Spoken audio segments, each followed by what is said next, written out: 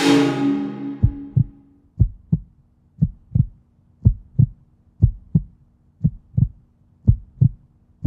were given a goal, given how we're supposed to do it, and all I had to do was tell the employees and things how to do it. And now, how to apply this to the church's environment, is that I've been taking notes. I got pages and pages and pages of notes where I've been doing so that I can internalize this and try to put it so that I can make use of what I've learned. I mean, there's so much here that I got it all so that I can go home and try to learn a little bit more about what he has taught me. I really, really appreciate what you have given us. I'm thankful for this teaching, and I want to take this and I want to use this, and I want to grow, and I want to be used by God. I want to take this information, and because anytime I sit under any kind of teaching, whether it's secular or to help me build my spirit, I actually go back later and say, okay, how is this really going to help me, Lord? How can I grow? How can I be used by you? And because I'm constantly looking in the mirror, and I've learned that, and especially Pastor Coleman has been challenging us to look inside of us and say, okay, what is it that I need to change about me? What could I do to make God's kingdom better?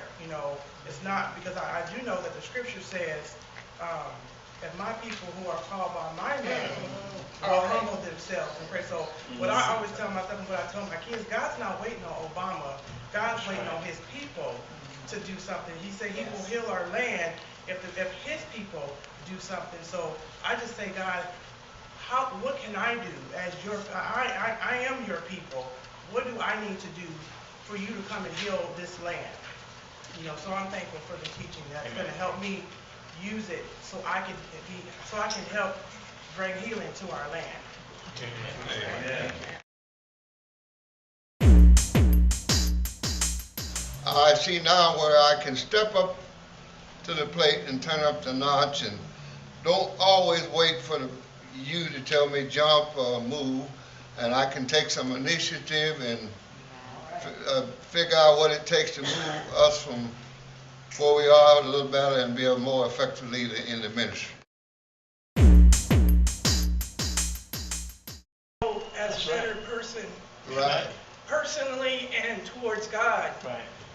So I learned a lot coming Good.